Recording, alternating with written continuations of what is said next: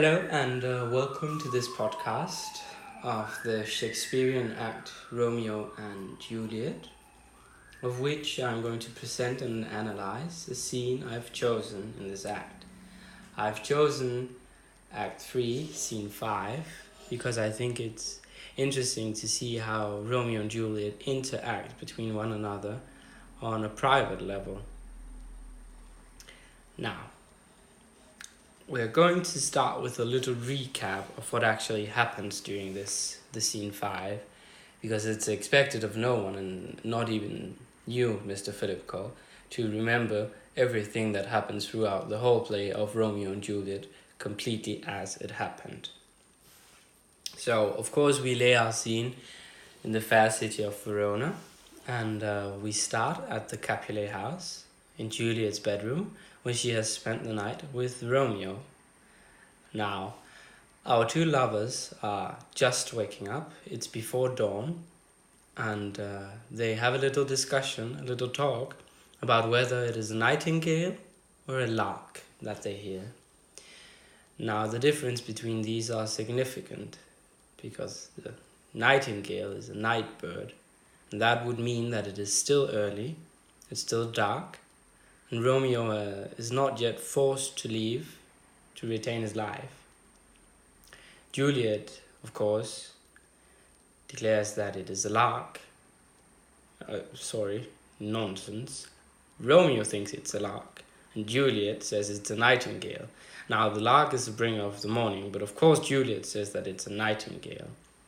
She wants Romeo to stay for as long as he can, of course, the head over heels in love, but Romeo keeps on saying that it is a nightingale and that he must leave. Until, at last, Juliet persuades him that it is a lark and that the light outside is not from the sun, but on the contrary, a meteor. Now, we will return to this meteor later on. And the second that Romeo gives in to Juliet's wish that he stays, and that he is persuaded that the light outside is a meteor and the bird is a nightingale, Juliet realizes that she has to be the voice of sense in this relation, and immediately declares that it is a lark, and that the day is coming, and that Romeo must leave at once or he will die. Of course, Romeo had been willing to be killed just to be by Juliet's side. Now, Juliet leaves.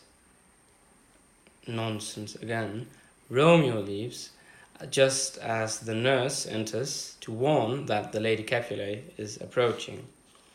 Now, they part very dramatically. Romeo climbs out the window, who hasn't been there, and standing down in the garden, and Juliet is standing on her balcony, she says to him that he appears pale, quote, as one dead in the bottom of a tomb.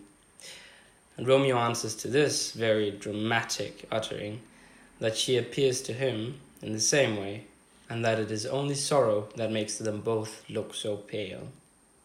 Now, this is of course a foreshadowing of later events, and so is the meteor, which I would like to talk a bit about now. Now, in medieval times, the times where Shakespeare wrote Romeo and Juliet, a meteor was not a natural phenomenon. It was not something that one would just stand and look upon and say, oh, how interesting. No, a meteor was absolutely something very unfortunate. If one saw a meteor, it was a foreshadowing of death, of accidents, of very, very unfortunate events. And this meteor, of course, is a symbol of the terrible accidents that will come upon Romeo and Juliet. They will both die later on. Now, Juliet, much of the later scene is conversation, and Juliet is confronted with her parents, and in conversation with the Lady Capulet, Juliet's mother, Juliet shows that she's a very smart woman, and that the mother cannot in any way keep up with this. Juliet actually secretly declares her love for Romeo, but undercover, and is disguising it as saying the exact opposite.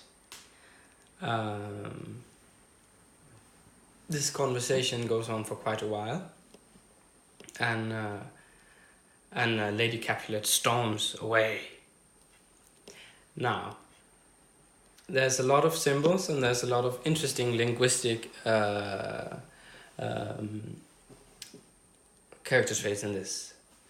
Now, Juliet uses the language and her intelligence to battle what is actually working against her and Romeo. She is saying, no, it is not the light from the sun. It is not day yet. It is a meteor. It is not a lark. It is a nightingale. You do not have to leave yet. And these are symbols of what is working against Romeo and Juliet. Their families, society, the whole world seems to be building up and storming towards them to stop them. But Juliet tries to change this simply with what she is saying.